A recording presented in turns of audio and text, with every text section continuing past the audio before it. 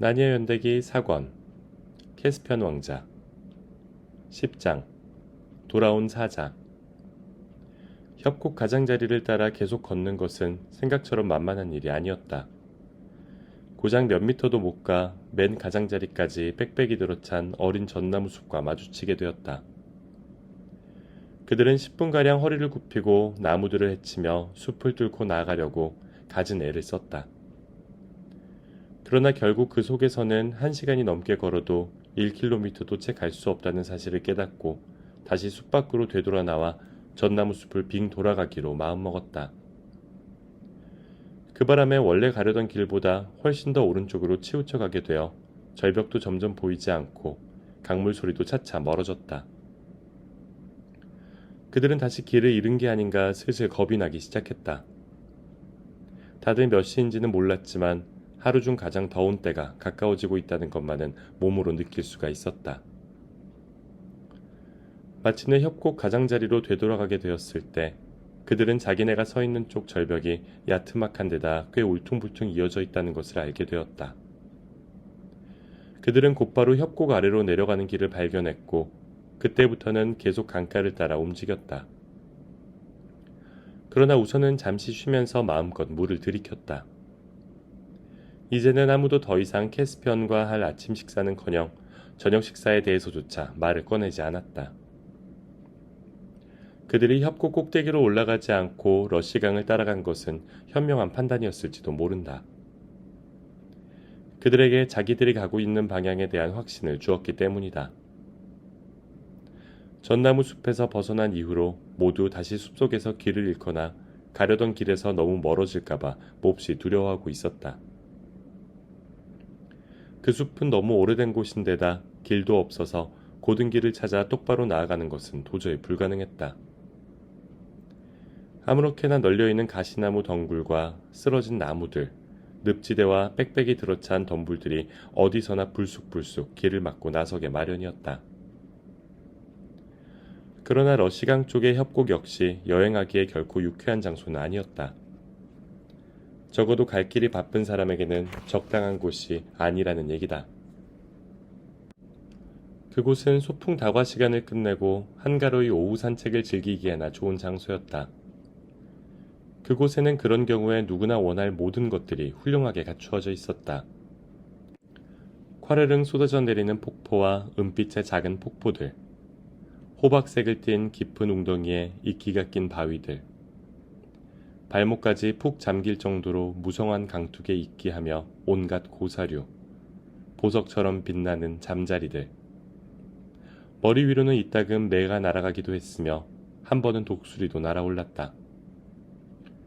그러나 그들이 한시 앞이 보고 싶어 했던 것은 말할 것도 없이 아래쪽에 있는 큰 강과 베루나 여울, 아슬란의 언덕으로 가는 길이었다. 가면 갈수록 러시 강변은 점점 더 가팔라졌다. 그들의 여행은 이제 걷는 것보다 기어오르는 횟수가 잦아졌다. 자칫 헛디디면 어두운 바위 틈새로 굴러 떨어지는 미끌미끌한 바위를 위태롭게 기어 올라가야 하는 곳도 많았다. 게다가 밑에서는 시퍼런 강물이 성난듯이 울부짖고 있었다.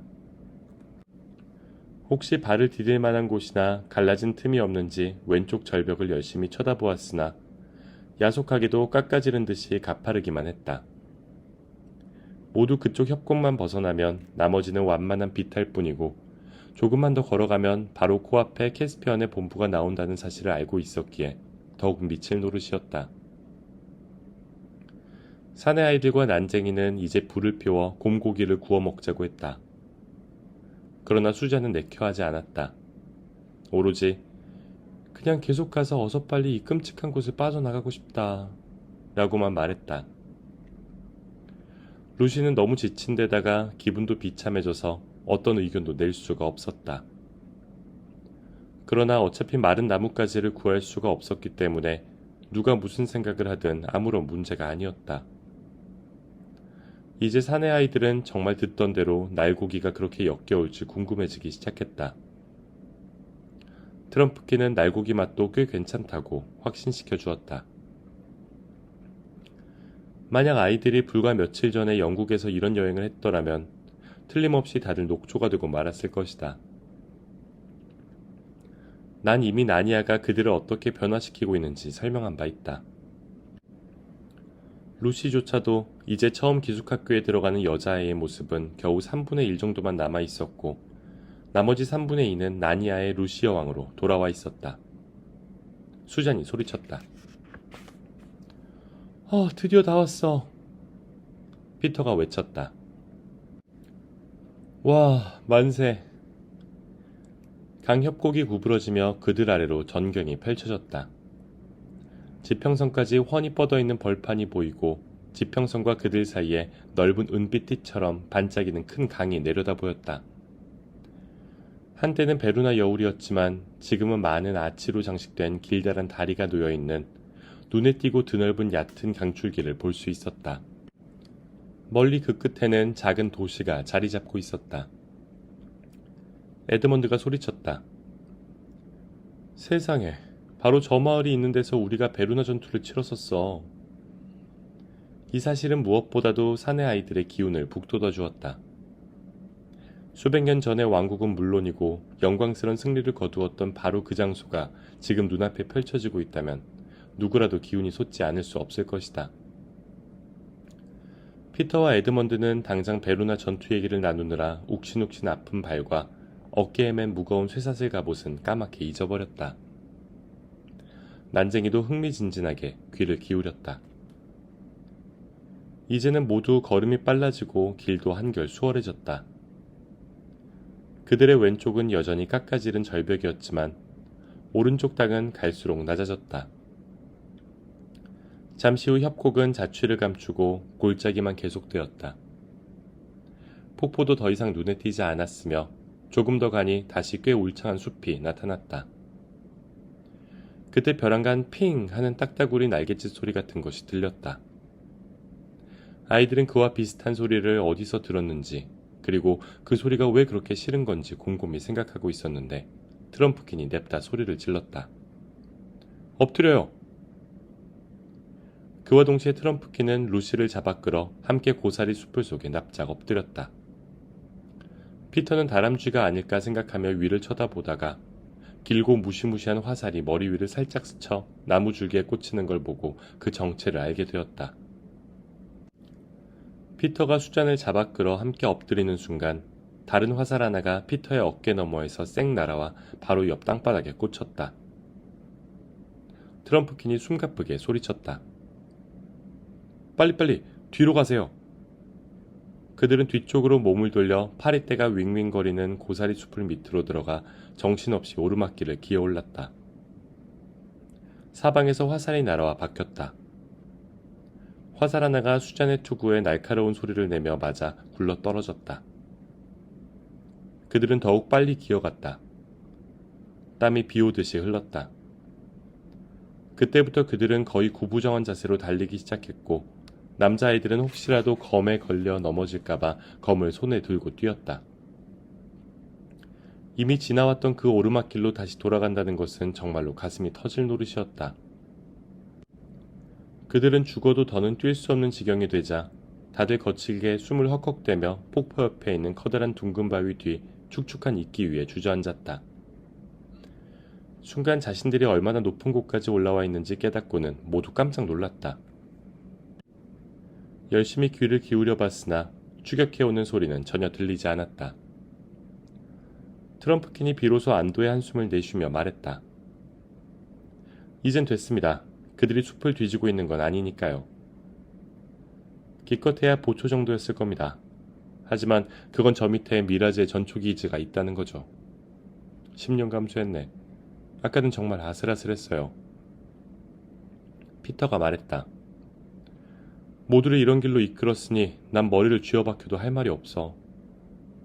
난쟁이가 말했다. 그 반대입니다, 폐하. 우선 맨 처음에 글래스워터만으로 가자고 했던 분은 폐하가 아니라 폐하의 아우이신 에드먼드 왕이십니다. 일이 어긋나기 시작한 이후로 그 사실을 까맣게 잊고 있었던 에드먼드가 입을 열었다. 유감스럽게도 친코친 말이 맞아. 트럼프킨이 말을 계속했다. 또 하나, 만일 제가 왔던 길로 다시 갔더라면 저 새로운 전초기지와 곧장 맞닥뜨렸을 게 뻔합니다. 아니면 적어도 저곳을 피하느라고 고생스럽기는 마찬가지였을 겁니다. 전 글래스워터 만길이 최적의 선택이었다고 봅니다. 수잔이 말했다. 이제 보니 천만다행이었네. 에드먼드가 맞받았다. 천만다행치곤 너무 힘들었어. 루시가 말했다. 이제 다시 협곡으로 올라가는 수밖에 없겠어. 피터가 말했다. 루시, 너 참 대단하구나. 오늘 일로 봐서 내가 아까 뭘 했어? 하고 데릴 법도 한데 말이야. 자, 계속 가보자. 트럼프킨이 말했다. 숲속으로 깊이 들어가게 되면 누가 뭐래도 전 곧장 불을 피우고 저녁 준비를 할 겁니다. 하지만 일단 여기서 벗어나야겠죠. 내 아이와 난쟁이가 다시 협곡으로 올라가느라 얼마나 고생을 했는지는 말하지 않아도 짐작이 갈 것이다. 몹시 힘들었으나 이상하게도 다들 활기에 차 있었다. 그들은 원기를 되찾고 있었으며 저녁이라는 말 한마디가 놀라운 효력을 발휘하고 있었던 것이다. 그들은 낮에 그토록 애먹었던 전나무 숲에 다다랐고 그 숲 바로 위에 있는 우묵한 곳에서 야영을 하기로 했다. 땔감을 모으는 일은 따분하기 짝이 없었지만 온종일 집안에만 박혀있던 사람이라면 눈길조차 주지 않았을 그 축축하고 끈적끈적한 곰 고깃덩이를 꺼내어 타오르는 불길 위에 올려놓는 일은 무척 신나는 일이었다. 난쟁이는 곰고기를 요리하기 위해 기발한 꾀를 생각해냈다. 곰고기로 사과를 하나씩 둥글게 싸서 뾰족한 나무 막대기에 꽂아 불에 굽는 것이었다. 그러면 훨씬 두툼하다는 점만 다를 뿐 파이 반죽 대신 고기를 싼 사과 푸딩이나 마찬가지였다. 사과 소스를 발라서 구운 돼지고기처럼 고기에 사과즙이 촉촉히 스며들었다. 다른 동물들을 잡아먹고 산 곰의 별로 맛이 없지만 꿀과 과일만 먹고 살아온 곰의 고기는 아주 진미인 법인데 이 곰이 바로 그런 곰이었다. 참으로 근사한 저녁 식사였다. 물론 설거지할 필요도 없었고 등을 기대고 앉아 트럼프킨의 파이프에서 피어오르는 연기를 바라보며 피로에 지친 다리를 쭉 뻗고 수다나 떨면 되는 일이었다. 내일이면 캐스피언 왕을 만날 테고 며칠 안에 미라즈를 쳐부수는 일에 대해서는 다들 매우 희망적이었다. 그다지 분별 있는 자세는 아닌 것 같았지만 어쨌든 모두의 생각이 그랬다. 그들은 하나씩 속속 골아 떨어졌다. 무척이나 깊이 잠들어 있던 루시는 세상에서 가장 좋아하는 목소리가 자기 이름을 부르는 듯한 느낌에 퍼뜩 잠에서 깨어났다. 처음에는 아버지 목소리라고 생각했으나 꼭 그렇지도 않은 것 같았다. 다음엔 피터 목소리인가 했지만 역시 아니었다. 루시는 피로가 아직 풀리지 않아서라기보다는 오히려 몸이 몹시 개운하고 쑤시지도 않아 무척 행복하고 편안한 상태였기 때문에 일어나고 싶지가 않았다. 그들이 야영하고 있는 장소는 훤히 트여있는 곳이라 루시는 우리 세계의 달보다 더 큰 나니아의 달과 별이 총총한 밤하늘을 똑바로 올려다볼 수 있었다. 루시. 아빠도 피터도 아닌 누군가의 목소리가 다시 들려왔다. 루시는 무서워서가 아니라 마음이 들떠서 몸을 떨며 벌떡 일어나 앉았다. 비록 평상시보다 더 야생적으로 보이긴 했지만 달이 어찌나 밝은지 루시를 둘러싼 온 숲의 풍경이 대낮처럼 또렷이 보였다. 루시 뒤쪽은 전나무 숲이었고 오른쪽 멀리에는 협곡의 가장자리를 이루는 절벽 꼭대기가 들쭉날쭉 모습을 드러내고 있었다. 정면에는 화살을 쏘면 닿을 만한 거리쯤에 숲속의 빈터 쪽으로 풀밭이 펼쳐져 있었다. 루시는 빈터 주위에 들어찬 나무들을 뚫어지게 바라보며 혼잣말로 중얼거렸다. 아니, 나무들이 꼭 움직이는 것 같잖아. 걸어다니고 있어. 루시는 두근거리는 가슴을 안고 일어서서 그쪽으로 다가갔다. 오늘 밤에는 바람 한 점 없는데도 불구하고 마치 세찬 바람이 나무들을 흔드는 듯한 소리가 빈터 쪽에서 들렸던 것이다. 분명히 예사로운 소리 같지가 않았다. 거기에는 어떤 가락이 느껴졌으나 전날 밤 나무들이 말을 거는 듯 했을 때 루시가 그들의 말을 알아들을 수 없었던 것처럼 지금도 그 가락을 이해할 수가 없었다. 그러나 그 경쾌한 가락에 루시는 가까이 다가갈수록 발장단을 맞추고 싶어졌다. 나무들이 정말로 움직이고 있다는 사실은 이제 분명했다. 마치 포크 댄스를 추듯 서로 가까워졌다 멀어졌다 하며 앞뒤로 움직이고 있었다. 루시는 어느새 나무들 사이에 서 있었다. 루시가 맨 처음 본 나무는 언뜻 보기엔 전혀 나무 같지 않고 텁수룩한 수염에 엄청난 더벅머리에 덩치 큰 남자처럼 보였다. 루시는 전에도 그런 모습을 본 적이 있었기 때문에 전혀 겁이 나지 않았다. 그런데 다시 한번 보았을 때는 여전히 움직이고 있긴 했지만 그냥 나무일 뿐이었다. 나무들이 움직일 때는 땅 위로 걷는 것이 아니어서 나무에 발이 달렸는지 뿌리가 달렸는지 알 수 없다. 나무들은 우리가 물속에서 걸을 때처럼 땅속을 걷는다. 루시가 눈길을 주는 나무마다 똑같은 일이 일어났다. 한순간 나무들은 어떤 선한 마법이 생명력을 가득 불어넣었을 때 나무 사람들처럼 다정하고 사랑스러운 거인 남자와 여자의 모습이었다가 다음 순간 모두 다시 보통 나무들로 돌아가 있곤 했다. 그런데 이상하게도 그들이 나무처럼 보일 때는 사람과 닮은 나무 같았고 사람처럼 보일 때는 꼭 가지와 잎이 달린 사람들처럼 보였다. 뿐만 아니라 내내 묘하고 경쾌한 가락에 따라 바스락거리며 상쾌하고 즐거운 소리가 이어졌다. 루시는 혼자 중얼거렸다. 나무들이 거의 깨어났지만 그렇다고 다 깨어난 건 아니야. 루시는 자신이 지금 자다가 깨어난 어느 누구보다도 정신이 또렷하다는 사실을 알고 있었다. 루시는 덩달아 춤을 추면서 그 거대한 상대들과 부딪히지 않으려고 이리저리 피하며 두려움 없이 나무들 사이로 비집고 들어갔다. 그러나 정작 관심이 쏠렸던 것은 나무들보다는 나무들 너머에 있는 다른 무엇이었다. 루시를 잠에서 깨운 사랑에 가득 찬 목소리가 바로 나무들 너머에서 들려왔다. 나무들은 가운데에 트인 공간을 에워싸며 둥글게 원을 이루고 있었기 때문에 루시는 나무들 사이를 금방 통과할 수 있었다. 루시는 자기가 나무들 사이를 지나며 왜 팔을 움직이고 있는지 알 수 없었다. 나뭇가지들을 옆으로 밀치려고 그런 건지 자기 쪽으로 몸을 숙이며 춤추는 거대한 무용수들과 함께 손을 잡고 커다란 원을 만들려는 것인지 종잡을 수가 없었다. 루시는 이제 아름다운 달빛과 그림자가 한데 어우러진 혼돈 속에서 벗어나 밖으로 나왔다. 잔디처럼 부드럽고 둥그런 풀밭과 함께 그 주위에서 거무스름한 나무들이 다 같이 춤을 추는 광경이 루시의 눈에 들어왔다. 그리고 세상에 아슬란이 거기 있었다. 시커먼 그림자를 들이운 채 달빛 속에서 새하얗게 빛나고 있는 거대한 사자. 아슬란이 꼬리를 움직이지만 않았다면 영락없이 돌사자로 착각할 수도 있었겠지만 루시는 단 한순간도 그런 생각을 품지 않았다. 또 그이가 친숙한 사자인지 아닌지 고민하며 걸음을 멈출 겨를조차 없었다. 루시는 한순간이라도 지체하면 가슴이 터져버릴 것만 같아 무작정 달려가 어느새 아슬란에게 키스를 퍼부었고 두 팔을 한껏 벌려 아슬란의 목을 감으며 아름답고 풍성하고 또 비단처럼 부드러운 갈기에 얼굴을 파묻었다. 루시는 흐느끼기 시작했다. 아슬란님, 사랑하는 아슬란님 드디어.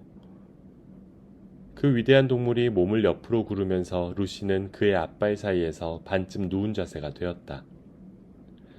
아슬란이 고개를 숙여 혀로 루시의 코를 살짝 핥아주자 아슬란의 따뜻한 숨결이 루시 주위에 감돌았다. 루시는 커다랗고 현명한 그 얼굴을 올려다보았다. 아슬란이 말했다. 잘 왔다 얘야. 아슬란님은 더 커졌네요.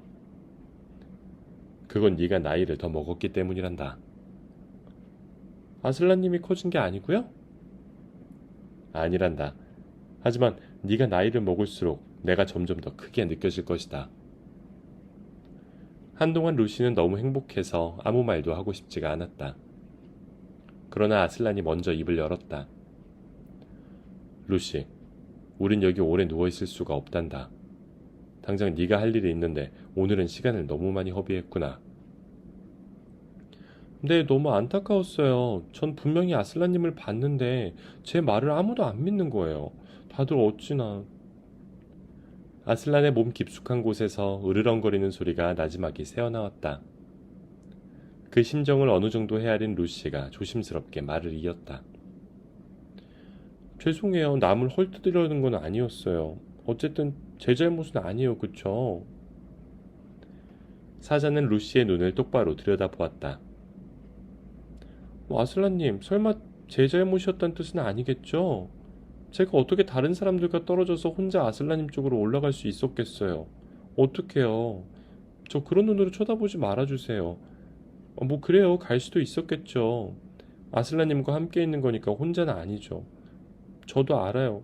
하지만 그런다고 무슨 소용이 있겠어요. 아슬란은 아무 말도 없었다.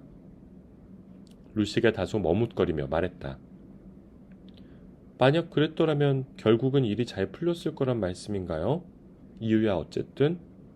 하지만 어떡해요. 제발 아슬란님, 제가 알면 안 되나요?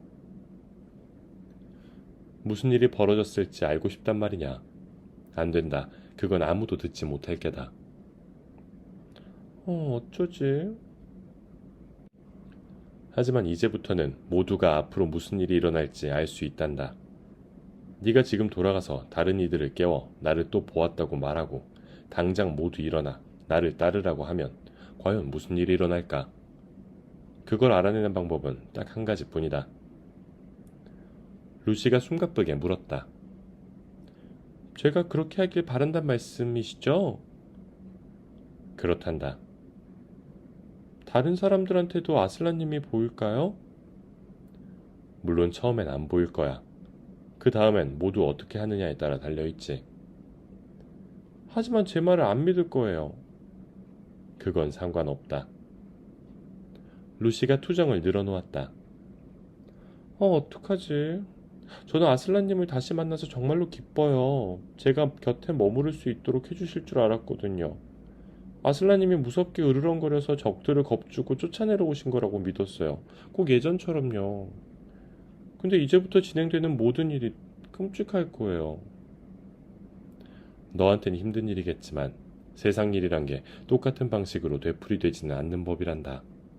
나니아는 예전에도 고난을 겪었지.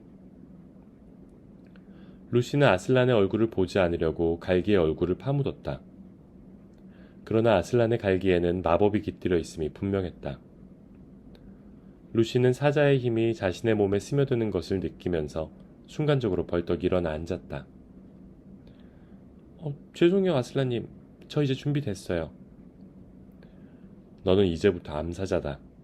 그리고 이제 나니아 전체가 새로워질 것이다. 자, 가자. 시간이 없다. 아슬란은 루시가 방금 지나왔던 춤추는 나무들 쪽으로 소리 없이 그러나 위험있게 걸어갔다. 루시는 떨리는 손을 아슬란의 갈기에 얹고 나란히 나아갔다. 나무들은 그들이 지나갈 수 있도록 길을 비켜주며 한순간 완벽한 인간의 모습을 띄었다. 루시는 키 크고 아름다운 나무신들과 여신들이 일제히 몸을 숙여 사자에게 절하는 모습을 언뜻 보았다. 다음 순간 그들은 다시 나무의 모습으로 돌아갔지만 여전히 몸을 숙인 자세였다. 나뭇가지와 줄기의 움직임은 아주 우아해서 인사하는 모습조차도 마치 춤의 한 동작 같았다. 나무들을 등지자 아슬란이 말했다. 자, 얘야. 난 여기서 기다리마. 가서 다른 이들을 깨워 따라오라고 하렴. 만일 그들이 오지 않겠다고 하면 혼자라도 와야 한다. 자기보다 나이가 많고 게다가 지쳐 골아떨어진 일행을 깨우는 것은 정말 보통 일이 아니다. 특히 믿어줄 것 같지도 않은 말을 하며 사람들이 전혀 하고 싶어하지 않은 일을 억지로 시키려고 깨운다면 그건 정말 끔찍할 것이다. 루시는 아무 생각도 하지 않고 그냥 밀어붙여야겠다고 생각했다. 루시는 맨 먼저 피터에게 다가가 흔들어 깨운 뒤에 귀에 대고 속삭였다. 피터 오빠, 일어나어서 아슬란님이 여기 계셔. 그분 말씀이 당장 자기 뒤를 쫓아오래. 피터는 전혀 뜻밖의 반응을 보였다. 알았어, 루시. 네가 그러자면 그렇게 할게. 이 말에 루시는 용기를 얻었으나 곧 기운이 빠지고 말았다. 피터가 곧장 돌아누워 다시 잠들어 버렸던 것이다. 다음으로 루시는 수잔을 흔들었다. 수잔은 실제로 깨어나긴 했지만 무척이나 짜증난 어른 목소리로 루시의 말을 무시해버렸다. 루시, 너 지금 꿈꾼 거야. 다시 잠이나 좀 자.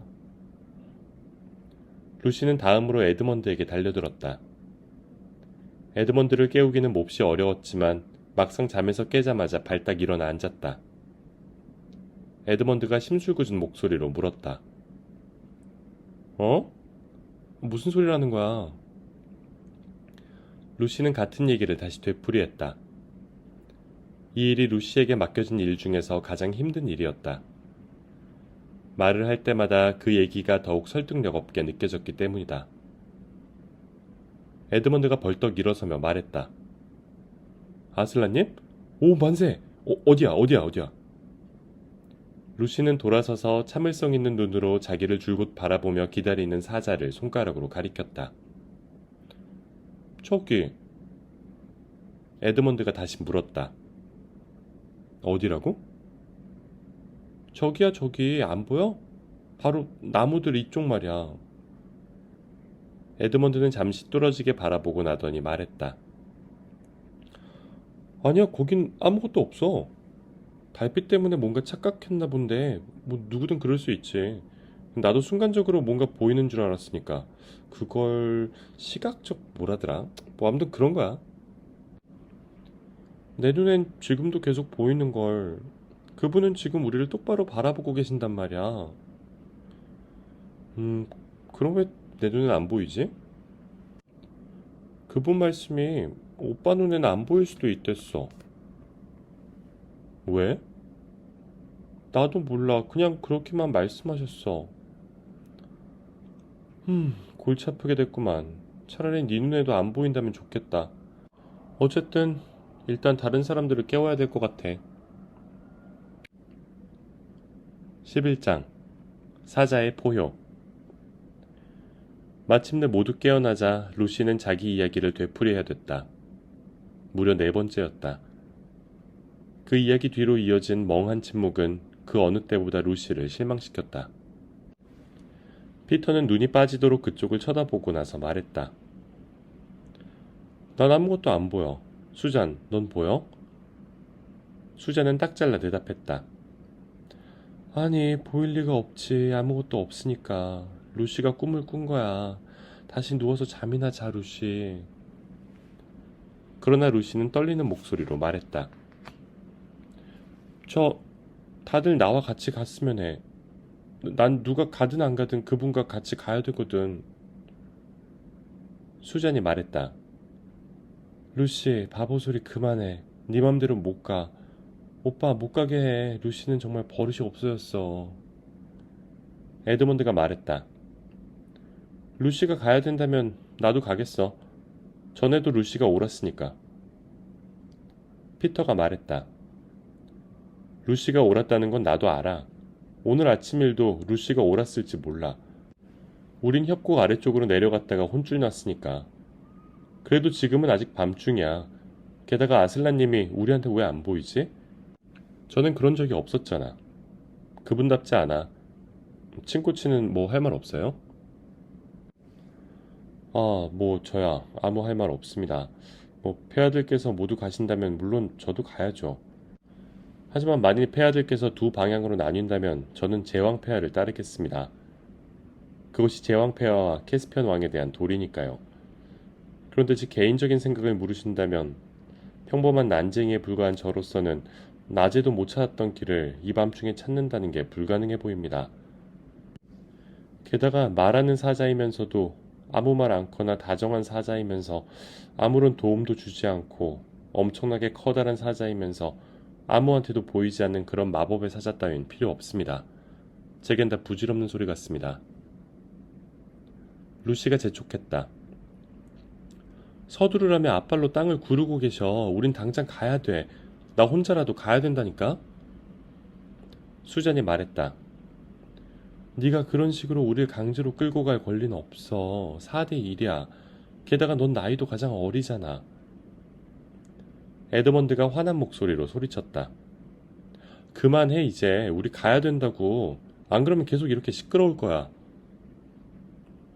에드먼드는 완전히 루시 편을 들기로 작정했지만 밤잠을 설쳐 짜증이 나 있던 터라 그 분풀이로 모든 일을 아주 뾰로통하게 처리했다. 피터가 지친 듯이 방패에 팔을 끼고 투구를 쓰면서 말했다. 그렇다면 가야겠지. 다른 때 같으면 피터는 자기가 가장 좋아하는 동생 루시가 지금 얼마나 비참한 심정인지, 또 어떤 일이 일어나더라도 그건 루시의 잘못이 아니라는 사실도 알고 있었기에 다정하게 말을 건넸을 것이다. 그런데도 피터는 루시에게 슬그머니 짜증이 나는 것을 어쩔 수가 없었다. 그 중에서 수잔이 가장 심했다. 나도 루시처럼 행동할 수 있어. 다른 사람들이 가든 말든 난 여기 남겠다고 협박할 수 있다고. 나도 내 뜻대로 하겠어 그럼. 트럼프킨이 만류했다. 여왕폐하, 피터 제왕을 따르십시오. 자, 다 함께 떠납시다. 어차피 잠도 못 잘 바에는 여기 서서 얘기만 하고 있느니 차라리 어서 길을 떠나는 게 좋겠습니다. 그렇게 해서 결국 다 함께 움직이기 시작했다. 루시는 수잔한테 터뜨리고 싶은 말들을 입 밖으로 내뱉지 않으려고 입술을 꽉 깨물며 앞장서서 갔다. 그러나 아슬란에게 시선을 집중하는 순간 루시는 모든 것을 다 잊어버렸다. 아슬란은 몸을 돌려 그들보다 30m쯤 앞에서 어슬렁어슬렁 걸어가고 있었다. 다른 사람들은 아슬란이 보이지도 않았을 뿐더러 아무 소리도 들리지 않았기 때문에 루시가 가는 대로만 따라갈 수밖에 없었다. 거대한 고양이 같은 아슬란의 발은 풀밭을 지나면서도 전혀 소리를 내지 않았다. 아슬란은 춤추는 나무들이 서 있는 오른쪽으로 그들을 이끌며 점점 협곡 가장자리로 가까이 다가갔다. 루시는 사자만 쳐다보며 걸었고 나머지 사람들 역시 루시만 바라보고 걸어갔기 때문에 나무들이 여전히 춤을 추고 있는지 어떤지는 아무도 몰랐다. 트럼프킨은 속으로 맙소사, 이거 난감하군. 이 미친 짓이 달밤에 절벽을 기어오르다가 목이 부러지는 걸로 끝나지만 않았으면 좋겠네. 하고 생각했다. 아슬란은 한참이나 절벽 꼭대기를 따라 걸으며 절벽 가장자리에 작은 나무들이 바투 자라고 있는 곳에 다다랐다. 거기서 아슬란은 방향을 바꾸더니 어느새 나무들 사이로 사라져버렸다. 그것은 마치 절벽 아래로 뛰어내리는 것처럼 보여 루시는 숨이 탁 멎는 줄 알았다. 하지만 루시는 아슬란을 놓치지 않는데 열중한 나머지 멈춰서서 생각할 겨를도 없이 속도를 더 내어 자기도 곧 나무들 사이로 들어갔다. 아래를 내려다보니 바위들 사이 협곡으로 비스듬히 나 있는 가파르고 좁은 길과 그 길을 따라 내려가고 있는 아슬란의 모습이 보였다. 아슬란은 돌아서서 행복한 눈길로 루시를 바라보았다. 루시는 손뼉을 치고는 아슬란의 뒤를 따라 엉금엉금 기어내려가기 시작했다. 뒤에서 다른 사람들이 외치는 소리가 들렸다. 야 루시, 세상에 조심해. 거긴 협곡 끝이야. 어서 돌아와. 그리고 조금 뒤에 에드먼드의 목소리도 들렸다. 아냐, 루시가 제대로 간 거야. 내려가는 길이 있어. 그 길을 반쯤 내려갔을 즈음 에드먼드가 루시를 따라잡았다. 에드먼드는 흥분을 감추지 못하고 말했다. 저길 봐 저거. 우리 앞에서 기어가는 저 그림자 뭐지? 루시가 말했다. 그분 그림자야. 루시, 정말 네가 옳다는 걸 믿어. 아까는 저게 왜 안 보였을까? 그런데 아슬란님은 어디 계셔? 그야 물론 그림자하고 같이 있지. 오빠한테는 안 보여? 글쎄, 언뜻 본 것 같기도 하고. 빛이 하도 희한해서 말이야. 트럼프킨의 목소리가 저 뒤쪽에서 들렸다. 에드먼드 폐하, 계속 쭉 내려가십시오. 그리고 훨씬 뒤쪽인 꼭대기 근처에서 피터의 목소리도 들려왔다. 수잔, 힘내. 손 좀 내밀어봐. 아유, 갓난아기도 내려오겠다. 불평 좀 그만해. 몇 분 뒤 모두 바닥에 다다랐을 때 요란한 물소리 때문에 귀가 먹먹할 지경이었다. 아슬란은 고양이처럼 사뿐사뿐 이 돌에서 저 돌로 한 걸음씩 옮겨가며 시내를 건너는 중이었다. 중간쯤 가다 걸음을 멈추고 고개를 숙여 물을 마신 아슬란은 물이 뚝뚝 떨어지는 텁수룩한 머리를 들어 다시 그들 쪽을 바라보았다. 이번에는 에드먼드도 아슬란을 알아보고 앞으로 튀어나가며 소리쳤다. 오, 아슬란님! 그러나 사자는 몸을 휙 돌려 러시강 저편에 있는 비탈길을 터벅터벅 오르기 시작했다. 에드먼드가 소리쳤다. 형! 피터 형, 형도 봤어? 뭔가 보긴 봤어. 하지만 이런 달빛 속에선 알아보기 힘들어. 일단 계속 따라가자. 루시 만세를 부르면서 말이야. 지금은 아까의 밤만큼도 안 피곤한데. 아슬란은 서슴없이 그들을 왼쪽 협곡 위로 이끌었다. 그 여행은 온통 야릇한 꿈속을 돌아다니는 것 같은 그런 느낌이었다. 요란한 물소리, 축축한 잿빛풀, 어렴풋이 다가오는 절벽, 그리고 줄곧 소리 없이 앞서가고 있는 찬란한 동물. 이제 수잔과 난쟁이만 빼고는 모두 아슬란을 볼 수 있게 되었다. 곧 저 멀리 절벽으로 올라가는 가파른 길이 또 하나 나타났다. 그 절벽은 방금 내려왔던 곳보다 훨씬 높았으며 길도 훨씬 길고 지겨운 가일지자 모양으로 나 있었다. 다행히 달빛이 협곡 바로 위에서 내리비추고 있었기 때문에 어느 쪽으로도 그림자가 지지는 않았다. 아슬란의 꼬리와 뒷발이 꼭대기 너머로 사라지자 루시는 금방이라도 숨이 넘어갈 것 같았다. 그러나 젖먹던 힘까지 다해 아슬란의 뒤를 쫓아 헐떡헐떡 후들거리는 다리로 기어 올라가자 글래스워터만을 떠난 뒤로 그렇게 가려고 애썼던 언덕이 보였다. 히스와 풀과 아주 커다란 바위 몇 개가 달빛을 받아 하얗게 빛나고 있는 그 완만한 비탈은 800m 전방까지 길게 뻗어 있었고 나무들은 가물가물 눈에 들어왔다. 루시는 그곳을 알고 있었다. 바로 돌탁자 언덕이었다. 찰랑거리는 쇠사슬 갑옷 소리를 내며 나머지 일행이 루시를 뒤따라 기어 올라왔다. 아슬란은 미끄러지듯 그들 앞으로 나아갔고 그들은 아슬란의 뒤를 따라 계속 걸어갔다. 수잔이 조그맣게 속삭였다. 루시, 응? 이젠 그분이 보여. 미안하다. 괜찮아. 하지만 난 그동안 네가 생각하는 것보다 훨씬 못되게 굴었어. 사실 그분이란 걸 믿고 있었어. 어제 말이야. 그분이 전나무 숲으로 내려가지 말라고 경고하셨을 때, 그리고 오늘 밤에도 그분이었다는 걸 정말로 알고 있었어. 네가 우릴 깨웠을 때 말이야. 마음 깊은 곳에서는 그랬단 얘기야. 아니, 마음이 가는 대로만 했다면 믿을 수 있었을 거야. 하지만 난 오직 숲에서 벗어나고 싶다는 마음뿐이었어. 그리고 또 나도 잘 모르겠어. 이제 와서 내가 그분께 무슨 말을 하겠어. 루시가 나직이 대꾸했다. 아마 말할 필요도 없을 거야. 곧 나무들이 있는 곳에 다다랐다. 나무들 사이로 그들이 통치하던 시대 이후 돌탁자 언덕, 즉 아슬란의 언덕 위에 새로 쌓아 올린 거대한 둔덕을 바라보았다. 트럼프킨이 투덜댔다. 우리 편 경비는 엉망이군. 지금쯤은 신분을 밝히고 암호를 대라고 했어야. 그때 다른 네 사람이 동시에 속삭였다. 쉿! 방금 아슬란이 걸음을 멈추고 돌아서서 그들과 마주보고 서 있었기 때문이었다. 너무나도 위험 있는 그 모습에 모두 두려움을 느끼는 만큼 기쁘고 기쁨에 넘치는 만큼 또 두려웠다. 남자아이들이 앞으로 나아가자 루시는 길을 비켜주었고 수잔과 난쟁이는 뒷걸음질을 쳤다. 피터 제왕은 한쪽 무릎을 꿇고 사자의 무거운 앞발을 얼굴 쪽으로 들어올리며 말했다. 오 아슬란님, 저는 몹시 기쁩니다. 그리고 몹시 죄송합니다. 길을 떠난 이후로 저는 줄곧 특히 어제 아침부터는 더더욱 일행을 잘못 이끌었습니다. 사랑하는 아들아. 그렇게 말하고 나서 아슬란은 몸을 돌려 에드먼드를 맞았다. 정말 잘했다. 잠시 엄숙한 침묵이 흐른 후 굵직한 목소리가 사방을 흔들었다. 수잔.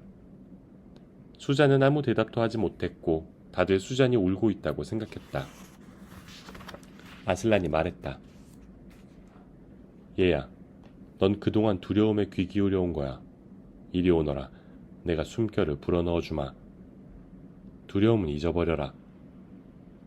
자, 이제 다시 용기가 생기느냐?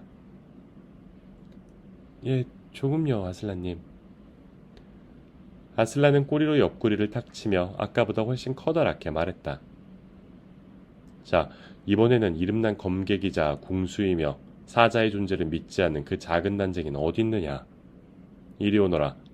땅의 아들아, 바로 이리 오너라. 마지막 말은 그저 울부짖음이 아니라 진짜 포효였다. 트럼프키는 다 죽어가는 목소리로 곧 숨이 넘어갈 듯이 중얼거렸다. 맙소사, 난 이제 죽었구나. 아슬란을 잘 알고 있는 아이들은 아슬란이 이 난쟁이를 무척 마음에 들어한다는 것을 이미 눈치채고 있었으므로 전혀 불안해하지 않았다. 그러나 아슬란은 말할 것도 없고 사자라는 동물을 한 번도 본 적이 없는 트럼프킨에게는 전혀 다른 문제였다. 트럼프킨은 이 순간 취할 수 있는 가장 현명한 행동을 보여주었다.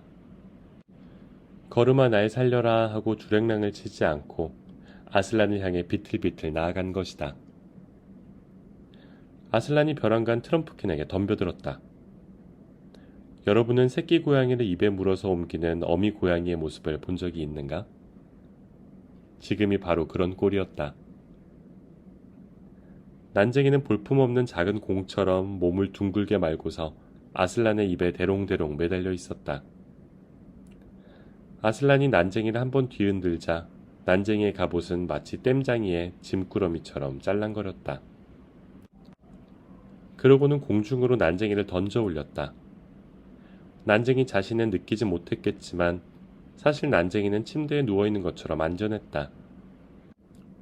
아슬란은 떨어지는 난쟁이를 커다랗고 부드러운 앞발로 엄마의 팔처럼 포근하게 받아 땅에 내려놓았다. 아슬란이 물었다. 땅의 아들아, 나와 친구가 되지 않겠느냐? 트럼프키는 아직 채 숨도 돌리지 못하고 허걱대며 말했다. 예. 아슬란이 말을 이었다. 이제 달이 지고 있다. 뒤를 보아라.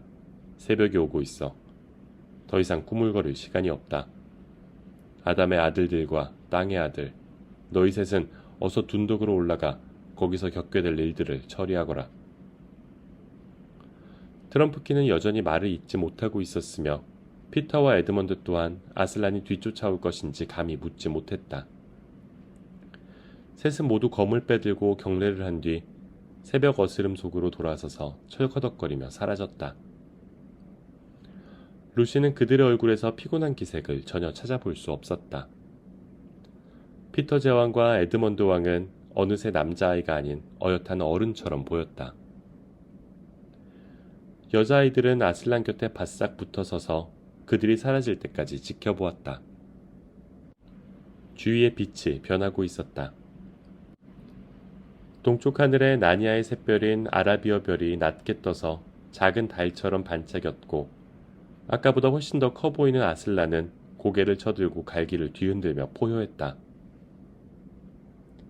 그 포효는 오르간의 낮은 음이 울릴 때처럼 처음에는 나지막하게 들리더니 점점 커지면서 땅과 대기가 울릴 정도로 크게 퍼져나갔다. 포효는 그 언덕에서 시작되어 급기야 나니아 전체에 울려 퍼졌다. 언덕 아래쪽 미라지의 야영지에서는 병사들이 후다닥 일어나 헬쑥해진 서로의 얼굴을 마주보며 무기를 잡았다. 그보다 더 아래쪽인 큰 강에서는 가장 추운 그 시각에 물의 요정들이 머리와 어깨를 물 위로 드러냈고 텁수룩한 수염을 가진 강의 신이 얼굴을 나타냈다. 그 너머 들판과 숲에서는 토끼들의 예민한 귀가 굴 밖으로 올라오고 잠에 취한 새가 머리를 날개 밑에서 쑥 드는가 하면 부엉이가 울어대고 여우가 짖어대고 고슴도치가 툴툴거리고 나무들이 몸을 흔들었다. 도시와 마을에서는 엄마들이 불안한 눈빛으로 아기들을 가슴에 끌어안았고 개들이 낑낑거리는 가운데 남자들은 벌떡 일어나 더듬더듬 불을 찾았다. 저 멀리 북쪽 변방에서는 산 거인족들이 컴컴한 성 입구에서 바깥을 살폈다. 루시와 수자는 뭔지 모를 거무스름한 형체들이 언덕을 넘어 사방에서 다가오는 것을 보았다. 처음에는 땅 위로 피어오르는 검은 안개 같더니 점점 다가올수록 더 높이 솟아오르는 검은 바다의 거센 물결처럼 보였다. 숲이 움직이고 있었다. 세상의 모든 나무들이 아슬란을 향해 앞다투어 달려오는 것 같이 보였다. 그러나 아주 가까이 다가온 나무들은 나무처럼 보이지 않았다. 그리고 나무들이 다 함께 기다란 팔을 흔들면서 몸을 낮추어 아슬란에게 절을 하자 루시는 자기를 둘러싼 나무들이 인간의 모습을 하고 있다는 것을 알게 되었다. 창백한 자작나무 소녀들은 고개를 흔들었고 버드나무 여인들은 아슬란을 보려고 얼굴을 덮은 머리카락을 뒤로 쓸어넘겼으며 여왕 같은 자태의 너도 밤나무들은 가만히 서서 아슬란을 우러러 보았다.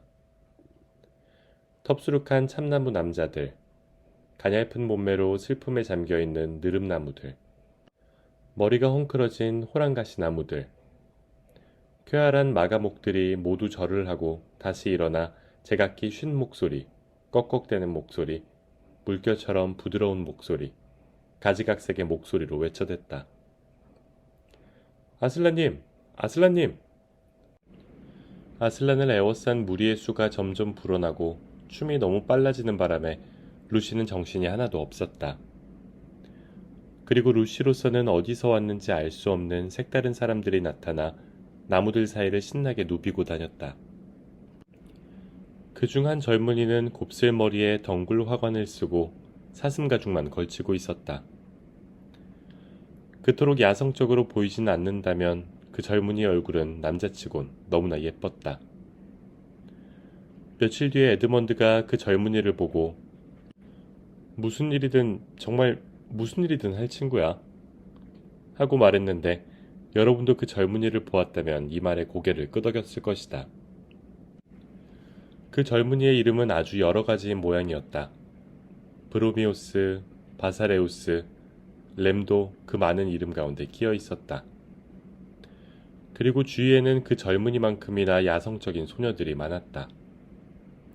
심지어 뜻밖에도 당나귀를 탄 사람까지 있었는데 모두 웃어대면서 요들레이 요호호 하고 외쳤다. 그 젊은이가 소리쳤다. 아슬란님, 이게 람프라는 거죠? 그들은 정말 신나 보였다. 그런데 모두 자기들이 하는 놀이를 각각 다르게 생각하면서 어울리고 있는 것 같았다. 그 놀이가 술래잡기인 것도 같았지만 루시는 누가 술래인지 알 수가 없었다. 모두 눈가리개를 한 것처럼 행동하는 것만 보면 장님놀이 같기도 했다. 신발 찾기 놀이처럼 보이기도 했다. 하지만 신발은 아무데도 없었다. 그런데 당나귀를 탄 엄청나게 뚱뚱한 노인 때문에 더욱더 종잡을 수가 없었다. 뚱뚱한 노인은 갑자기 간식, 그 간식 먹을 시간이야? 하고 소리를 지르다 당나귀에서 떨어질 뻔했는데 다른 사람들이 얼른 나귀 위에 다시 올려주었고 그 사이 당나귀는 이 모든 것이 서커스라도 되는 줄 아는지 뒷발로 서서 걷는 묘기를 보여주려고 했다. 그러는 동안 사방에서 포도 잎사귀들이 자꾸자꾸 생겨났고 순식간에 잎사귀뿐만 아니라 포도 덩굴까지 뒤엉켰다. 그것들은 주위의 모든 것을 휘감아 오르기 시작했으며 어느새 나무 사람들의 다리를 타고 올라가 목을 휘감고 있는 모습도 눈에 띄었다. 루시는 손을 들어 머리카락을 쓸어 넘기려다가 자기 손도 포도 덩굴 줄기에 걸려 있다는 것을 깨달았다. 당나귀는 아예 포도 덩굴 더미가 되어버렸다. 꼬리는 완전히 덩굴로 휘감겼으며 두 귀 사이에 무언가 거무스름한 것이 달랑거리고 있었다. 루시는 다시 한번 자세히 들여다보고 나서야 그것이 포도송이라는 것을 알게 되었다. 그때부터는 머리 위, 발밑 할 것 없이 온 천지가 포도송이로 그득했다. 그 노인이 다시 간식! 그 간식! 하고 고래고래 소리쳤다. 그때부터 모두들 먹기 시작했다.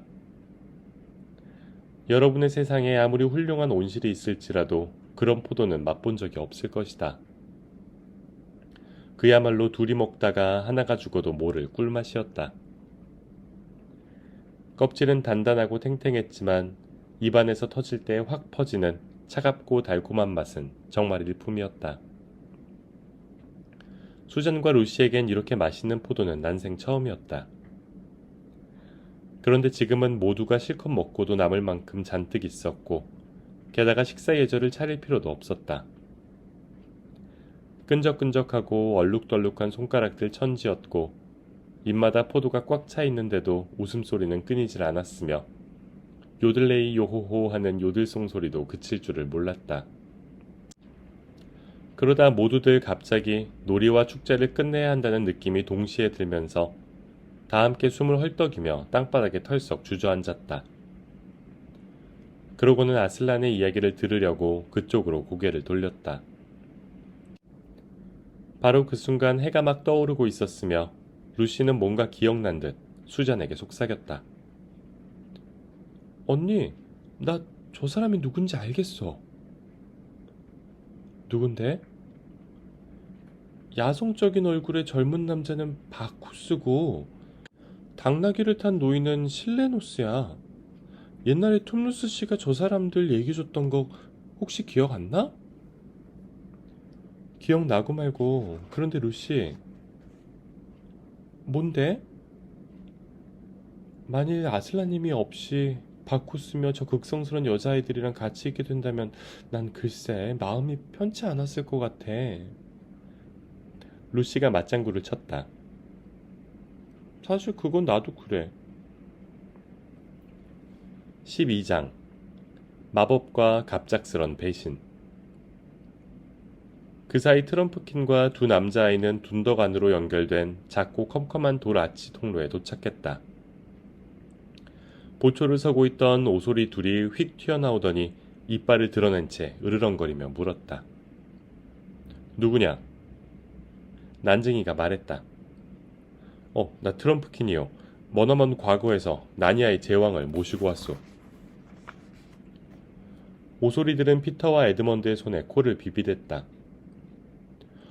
드디어 오셨군요. 드디어.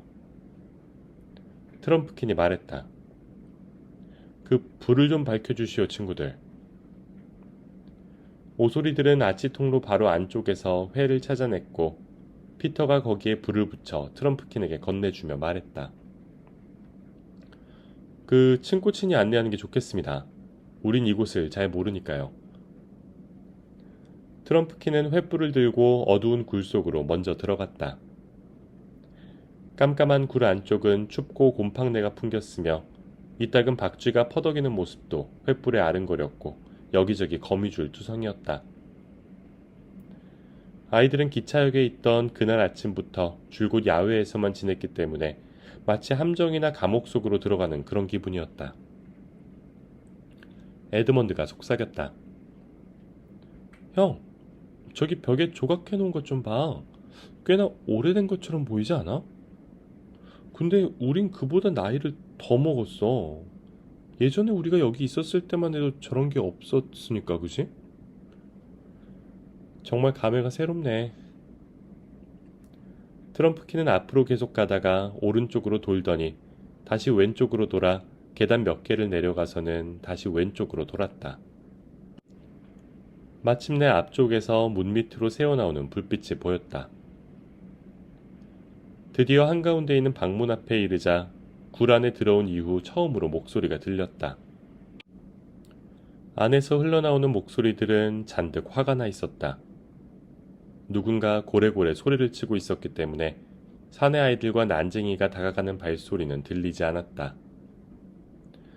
트럼프킨이 피터에게 속삭였다.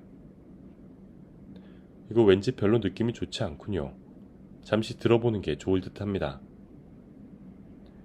셋은 문 밖에서 꼼짝 않고 조용히 서 있었다. 한 목소리가 말했다.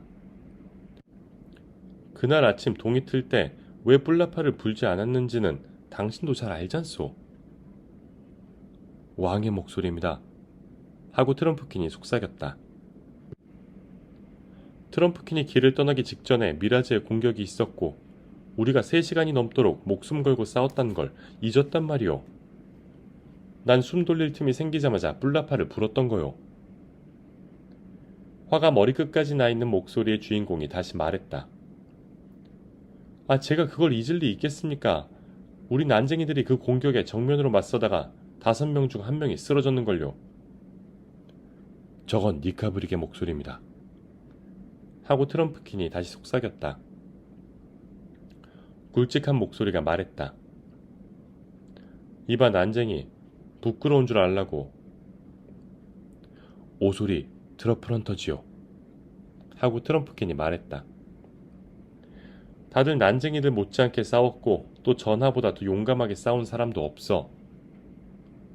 니카브릭이 대꾸했다. 어디 멋대로 말해보시지. 내 알 바 아니니까. 하지만 뿔나파를 너무 늦게 본 건지 아니면 처음부터 그 뿔나팔에 마법 따윈 없었는 건지 모르겠지만 어쨌든 도움은 없었어. 위대한 학자이다 위대한 마법자이시며 박학하신 박사님, 당신은 아직도 우리더러 아슬란과 피터 제왕과 그 나머지 사람들에게 희망을 걸라고 요구할 생각입니까? 그 질문에 대답하는 소리가 들렸다. 솔직히 고백하면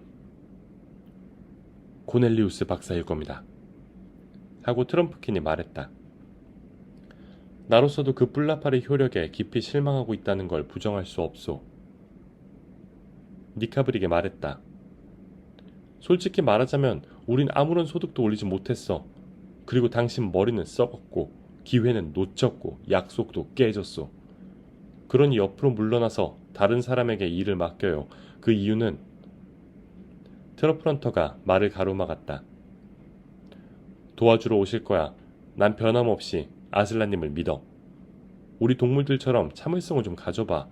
꼭 도와주러 오실 거야. 어쩌면 지금 문 밖에 와 계실지도 모르는 일 아냐. 니카브릭이 가시돋친 투로 말했다. 야, 자네 오소리들은 하늘이 무너질 때까지 기다렸다가 종달새를 잡자고 우길 위인들이야. 분명히 말하겠는데 우린 더 이상 기다릴 수 없어. 식량은 다 떨어져가고 싸우는 족족 엄청난 수를 잃고 있잖아. 우리를 따르는 자들도 하나둘씩 떨어져 나가고 있다고. 트러플헌터가 말했다. 왜 그럴까? 내 이유를 알려주지. 우리가 옛 나니아 왕들에게 도움을 청했는데 옛날 왕들에게선 아무런 응답도 없다는 소문이 파다하기 때문이야. 트럼프킨이 떠나기 전에 마지막으로 당부했지. 전하께서 뿔나파를 부셔야 한다면 부는 이유와 그것에 거는 기대에 대해 병사들에겐 절대 비밀로 하십시오라고. 그런데 이상하게 바로 그날 저녁에 이미 모두가 알고 있는 것 같더군. 오소리, 내가 비밀을 떠벌렸다고 얘기하고 싶은 모양인데 그 자네의 회색 주둥이나 말벌통에 처박으라고. 그 말 취소해 당장. 안 그러면. 가만히 듣고 있던 캐스피언이 입을 열었다. 둘 다 그만하시오. 니카브릭이 계속 은연중에 내비치는 우리가 할 일이라는 게 뭔지 알고 싶군. 근데 니카브릭이 데려온 저 낯선 두 사람은 누구죠? 저기 귀만 열어놓고 입은 꾹 다무채 서 있는 저 사람들 말이오. 니카브릭이 대꾸했다. 내 친구들이요. 그리고 왕이 이 자리에 있을 수 있게 된 것도 트럼프킨이나 오소리의 친구라는 것밖에 다른 이유라도 있습니까? 또 저 검은 옷을 걸친 노망난 늙은이도 왕의 친구만 아니라면 무슨 자격으로 여기 있겠습니까? 그러니 나라고 이 자리에 친구를 데려오지 못한다는 법이 어디 있어? 트러플헌터가 단호하게 말했다. 전하는 자네가 충성을 맹세한 왕이야. 니카브릭의 콧방귀를 뀌었다. 궁중예절, 궁중예절이란 말이지. 하지만 우리 이따위 굴 속에선 솔직하게 얘기합시다. 자네도 알다시피 우리가 일주일 안에 이 텔마르 남자아이를 함정에서 구해주지 못한다면 그 어느 곳, 그 어느 누구의 왕도 되지 못할걸. 아마 본인도 알고 있을 거야. 코넬리우스가 입을 열었다. 혹시 당신의 새 친구들이 직접 얘기하고 싶어 하는 건 아니오. 거기 당신은 누구이며 뭘 하는 분이십니까? 가늘게 흐느끼는 듯한 목소리가 말했다. 존경하는 박사님, 저로 말씀드리자면 그저 불쌍한 노파일 뿐입니다. 존경하는 난징이께서 제게 우정을 베풀어 주시니 그저 감사할 따름입니다. 진심으로요. 전하, 아름다운 얼굴에 축복이 있기를 비옵니다. 전하께서는 이 늙은이를 두려워하실 필요가 없습니다. 류머티즘으로 등이 꼬부라지고 솥에 불을 지필 장작 2개비도 없는 노파입니다. 물론 박사님께 되면 어림도 없지만 보잘것없는 주문과 마법을 좀 쓸 줄 아는데 여러분이 허락만 해주신다면 적들에게 대항해서 하찮은 재주나마 쓸 수 있게 됨을 기쁘게 여기겠습니다. 그건 그들을 증오하기 때문입죠. 그렇다마다요. 저만큼 그들을 증오하는 사람은 아마 없을 겁니다. 코넬리우스 박사가 말했다. 그거 무척 흥미롭고 만족스럽군요. 부인, 이제야 당신이 뭘 하는 사람인지 알 것 같습니다. 니카브릭, 당신이 다른 친구한테도 자기 소개를 좀 들을 수 있을까요? 음울하게 웅얼거리는 목소리에 피터는 등골이 오싹해졌다. 저는 굶주림입니다. 또한 목마름입죠. 한 번 물면 죽어도 놓지 않습니다. 심지어 제가 죽은 뒤에도 사람들은 제가 물고 있는 적의 살점만큼을 칼로 베어난 뒤에야 묻을 수 있을 겁니다. 저는 100년을 굶어도 죽지 않고 얼음 위에서 100일 밤을 누워 있어도 얼어붙지 않습니다. 피의 강물을 다 마셔도 터지지 않을 겁니다. 자, 이제 적들을 보여주십시오. 캐스피언이 니카브릭에게 물었다. 니카브릭, 그럼 이 두 분 앞에서 당신의 계획을 밝히고 싶단 말이오. 그렇소. 저들의 도움을 받아 실행할 생각이니까. 밖에 서 있던 트럼프킨과 아이들은 캐스피언과 두 친구들이 1, 2분 정도 낮게 속삭이는 소리를 들었지만 무슨 말인지 알아들을 수는 없었다. 이윽고 캐스피언이 큰 소리로 말했다. 좋아요, 니카브릭. 당신 계획을 한번 들어봅시다. 그러고도 너무 오랫동안 침묵이 이어지자 두 아이는 니카브릭이 정말 말을 하기는 할 건지 궁금해질 정도였다. 마침내 니카브릭은 자기 얘기가 썩 마음에 들지 않는다는 듯이 낮은 목소리로 말했다. 결국은 우리 중 그 누구도 옛 나니아 시대의 진실을 아는 사람이 없습니다. 트럼프킨 역시 그 얘기들을 하나도 믿지 않았소. 나는 일단 시도해보기로 했지만 우리는 뿔라팔로 첫 시도를 했다가 실패했소. 만일 피터 제왕, 수잔 여왕, 에드먼드 왕, 루시아 왕이 실제로 있다 치더라도 우리의 부름을 듣지 못했거나 아니면 올 수 없거나 또는 그들이 우리의 적이거나. 트러플런터가 끼어들었다. 지금 오고 있는 중이거나 자네야 우리가 미라제 개밥이 될 때까지도 그런 소리나 하고 있겠지. 내 말은 우리가 옛 전설이라는 사슬에서 고리 하나를 풀려고 해봤지만 아무 소용이 없었단 얘기요. 하지만 검이 부러지면 단검을 뽑아들라는 말도 있지 않소. 전설에 따르면 고대 왕들과 여왕들 외에도 다른 힘이 있었다고 합니다. 그들을 불러오는 게 어떻겠소? 트러플헌터가 말했다. 아슬라님 얘기라면 그분을 부르는 거나 옛 왕들을 부르는 거나 마찬가지요. 왕들은 아슬라님의 사도들이었으니까. 아슬라님이 그들을 보내지 않고도 친히 오실 것 같은가? 아니지. 그건 자네 말이 맞아. 아슬란과 왕들은 함께 움직이지. 그러니 아슬란은 죽었거나 아니면 우리 편이 아닌 거야. 그것도 아니라면 자신보다 더 강한 어떤 존재한테 붙잡혀 있는지도 모르고. 만약 아슬란이 온다 해도 우리 편인지 아닌지 어떻게 알아? 전해 오는 이야기로는 아슬란이 난쟁이들한테만 잘해준 것은 아니라더군. 모든 동물들한테도 마찬가지였대. 늑대들한테 물어봐. 어쨌든 내가 들은 바로는 아슬란은 딱 한 번 나니아에 왔을 뿐이고 그나마 오래 머물지도 않았대. 아슬란은 생각하지 않는 게 좋을 거야. 난 다른 일을 생각하고 있었어.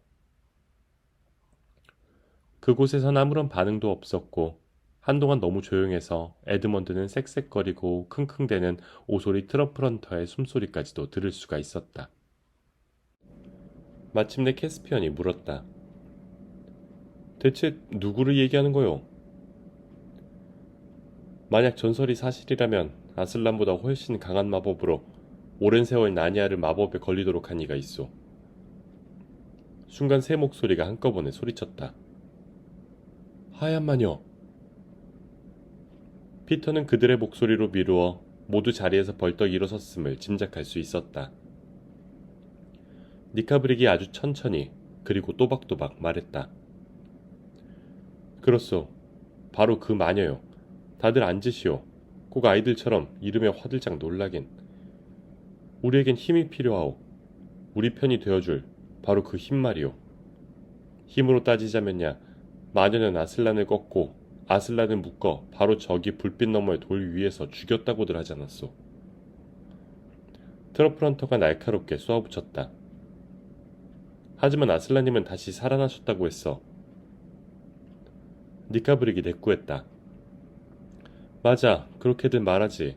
하지만 그 이후에도 아슬란이 한 일에 대해서는 전혀 들어본 적이 없어.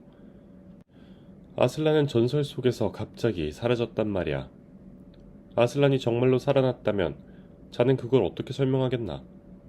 실은 아슬란이 다시 살아나지 않았다는 설명이 더 그럴듯하지 않겠어? 더 이상 아슬란에 대한 이야기가 없는 건 더 이상 얘기할 거리가 없었기 때문일 거야. 캐스피언이 나서서 한마디 했다. 그분은 왕들과 여왕들을 왕위에 오르게 하신 분이요. 니카브릭이 말했다. 대전투에서 승리한 왕이라면 재주를 부리는 사자의 도움 없이도 스스로 왕위에 오를 수가 있소. 그때 사납게 으르렁거리는 소리가 들렸는데 트러플 헌터 같았다. 니카브릭은 계속 말을 이었다. 그건 그렇고 그 왕들의 통치는 어찌 됐소?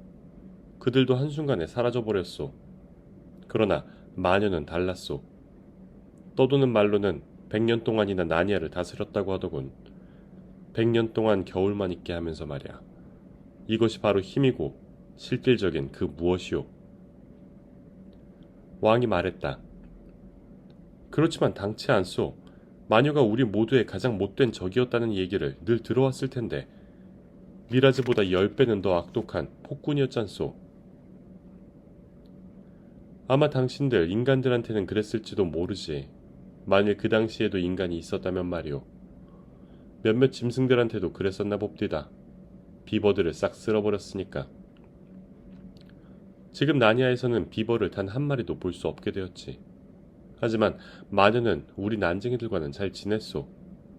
나도 난쟁이의 일원으로서 우리 난쟁이들을 지지하겠소. 우리는 마녀를 겁내지 않아. 트러플 헌터가 말했다. 하지만 자네들은 우리와 합세했잖아. 니카브릭이 말을 낚아챘다. 그랬지. 지금까지는 우리 난쟁이들에게 꽤 이익이 있었으니까. 하지만 그 모든 위험한 습격에 파견된 게 누구지? 바로 난쟁이들이었어. 식량이 떨어지면 굶는 건. 그것 또한 바로 난쟁이들이야. 그 누가... 트러플 헌터가 소리쳤다. 거짓말이야. 모두 거짓말이야. 니카브릭은 절규하듯이 부르짖었다. 당신들이 우리 종족을 도울 수 없다면 나는 우리를 도울 수 있는 존재한테로 가겠어. 왕이 물었다. 배신하겠다는 건가? 캐스피언, 그 칼 도로 칼집에 집어 넣으시지. 회의실에서 살인을 하겠다는 건가? 그래, 한판 붙어볼 테냐? 그 정도로 멍청하진 않을 텐데 내가 당신을 겁낼 줄 알고 그쪽 편도 셋이고 내 편도 셋이야. 어디 한번 덤벼봐. 트러플 헌터가 으르렁거렸지만 코넬리우스 박사가 즉각 가로막았다. 그만두시오. 너무 성급하군요. 그 마녀는 죽었습니다. 모든 전설에 그렇게 되어 있어요. 니카브릭이 마녀를 불러오겠다는 건 대체 무슨 소리입니까? 아까 단 한 번 입을 열었던 음울하고 소름 끼치는 목소리가 말했다. 아, 마녀가 죽었다고. 그때 날카롭게 흐느끼는 목소리가 끼어들었다. 오, 축복받은 심성의 작고 사랑스런 전하께선 우리가 하얀 여인이라고 부르는 그분께서 죽었다는 데 대해 전혀 심려하실 필요가 없습니다. 존경하는 박사님께서 방금 하신 말씀은 저 같은 가련한 늙은이를 놀리는 것일 뿐이죠. 친절하고 학식 높은 박사님, 마녀가 진짜로 죽었다는 얘기를 들은 사람이 있나요? 당신도 언제든지 마녀를 불러올 수 있습니다. 음울한 목소리가 말했다. 그 마녀를 불러요. 우린 모든 준비를 끝냈으니 원을 그립시다. 파란 불을 준비해요. 오소리 트러플 헌터가 점점 더 험악하게 으르렁거리는 소리와 뭐라고? 하는 코넬리우스 박사의 날카로운 목소리 위로 캐스피언 왕이 우레같이 고함치는 소리가 들려왔다. 니카브릭, 네 계획이 이런 거였나? 음흉한 마법과 저주받은 유령들을 불러오는 것. 네 친구들이 누군지 알겠다. 마귀 할멈과 늑대 인간이야. 그 후 몇 분 동안은 완전히 아수라장이었다. 동물들이 울부짖는 소리, 쇠가 맞부딪히는 소리. 그 소리 속으로 두 남자아이와 트럼프킨이 뛰어들어갔다. 피터는 반은 인간이고 반은 늑대인 무시무시하고 끔찍한 잿빛 짐승이 자기 또래의 남자아이에게 막 덤벼드는 순간을 놓치지 않았고, 에드먼드는 오소리와 난쟁이가 마치 고양이들처럼 한데 엉겨붙어 바닥에서 뒹굴고 있는 것을 보았다. 트럼프킨은 자기도 모르는 사이에 마귀 할멈과 정면으로 마주보고 있었다. 코와 턱이 호두 까는 연장처럼 툭 튀어나온 마귀 할멈은 얼굴 위로 더러운 잿빛 머리카락을 흩날리며 코넬리우스 박사의 목을 막 움켜잡은 참이었다. 트럼프킨이 검을 내리치자 마귀 할멈의 목이 단칼에 잘려나가 바닥에 나동그라졌다. 그 순간 등불이 엎어지면서 약 60초쯤 검, 이빨, 발톱, 주먹, 그리고 발길질이 난무했다. 그 뒤로 이어진 정적.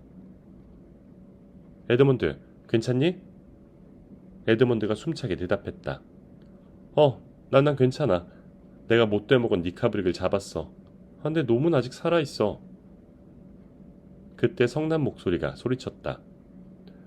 아유, 죽겠다. 폐하께서 절 깔고 앉으셨습니다. 일어나세요. 아기 코끼리만큼이나 무겁군요. 미안해요, 친코친. 이제 됐어요? 트럼프킨이 소리쳤다. 아유, 아니에요. 제 입속에 장화를 쑤셔넣고 계시다고요. 좀 치워주세요. 피터가 물었다. 캐스피언 왕은 어딨죠? 기어들어가는 목소리가 말했다. 난 여기 있어요. 뭐가 날 물었어요. 누군가 성냥을 긋는 소리가 들렸다. 에드먼드였다. 그 작은 불꽃이 창백하고 지저분한 에드먼드의 얼굴을 비추었다. 에드먼드는 잠시 더듬거리다가 양초를 찾아 탁자 위에 올려놓고 불을 붙였다. 촛불이 환하게 타오르자 몇몇이 일어나서 그 주위에 모여들었다. 6개의 얼굴이 촛불빛에 눈을 깜빡이며 서로를 쳐다보았다. 피터가 말했다. 적은 아무도 살아남지 못한 것 같군. 저기 마귀 할멈이 죽어있어. 니카브릭도 그렇고. 이게 인간 늑대인 것 같은데 늑대 인간을 본 지도 꽤 오래됐군. 머리는 늑대고 몸은 사람인데 저건 죽는 순간 사람에서 늑대로 변했다는 뜻이지. 당신이 캐스피언 왕인가? 조그만 사내아이가 대답했다. 그렇소. 하지만 난 당신이 누군지 전혀 모르겠소. 트럼프킨이 말했다. 이분이 바로 피터 제왕이십니다. 캐스피언이 얼른 허리를 굽히며 말했다. 폐하, 참 잘 오셨습니다. 만나서 반갑소. 난 그대를 대신하러 온 게 아니라 그대도 알다시피 그대를 왕위에 앉히려고 온 거요. 다른 목소리가 피터의 팔꿈치 쪽에서 들렸다. 제왕 폐하. 피터가 돌아보니 오소리의 얼굴이 정면으로 보였다. 피터는 몸을 숙여 두 팔로 오소리를 가볍게 안고 털복숭이 머리에 입을 맞추었다. 피터는 제왕이기 때문에 이렇게 입을 맞추는 것도 여자 같은 행동이 아니었다. 피터가 말했다. 최고의 오소리, 당신 한 번도 우리를 의심하지 않았어요. 폐하 과찬이십니다. 저는 동물이고 동물들은 원래 변함이 없으니까요. 게다가 저희 오소리들은 늘 꿋꿋하거든요. 캐스피언이 말했다. 니카브리간텐 미안하군. 비록 날 본 순간부터 미워했지만 오랫동안 계속 고생하다가 증오만 쌓였기 때문에 성질이 나빠진 거야. 우리가 빨리 승리했더라면 평화로울 때에는 좋은 난쟁이가 되었을지도 모르는데. 누가 니카브릭을 죽였는지 모르겠군. 아니, 차라리 모르는 게 낫지. 피터가 말했다. 피가 흐르는군요. 캐스피언이 말했다. 네, 물렸습니다. 저 늑대가 그랬나 봅니다. 꽤 오랫동안 상처를 닦아내고 붕대로 싸맸다. 그 일이 끝나자 트럼프킨이 말했다. 됐습니다. 자, 이젠 아침 식사부터 해야죠. 피터가 말했다. 하지만 여기서 하진 말죠. 캐스피언이 몸서리를 치며 동의했다. 물론입니다. 그리고 저 시체들을 치우라고 해야겠습니다. 피터가 말했다. 저 사악한 것들은 구덩이에 던져넣게 하시오. 하지만 난쟁이는 그들 방식대로 매장할 수 있도록 종족들에게 넘겨주도록 합시다. 마침내 그들은 아슬란의 언덕에 있는 또 다른 컴컴한 지하실에서 아침 식사를 했다. 아침 식사는 그들이 기대했던 것처럼 훌륭하진 않았다. 캐스피언과 코넬리우스는 사슴고기 파이를, 피터와 에드먼드는 달걀 프라이와 뜨거운 커피를 기대했지만 정작 먹은 것은 차가운 곰고기 몇 조각과 딱딱한 치즈 한 덩이, 양파 한 개, 그리고 물 한 잔이 전부였다. 그러나 그들이 먹는 걸 보았다면 누구든 굉장히 맛있는 음식을 먹는 줄 알았을 것이다.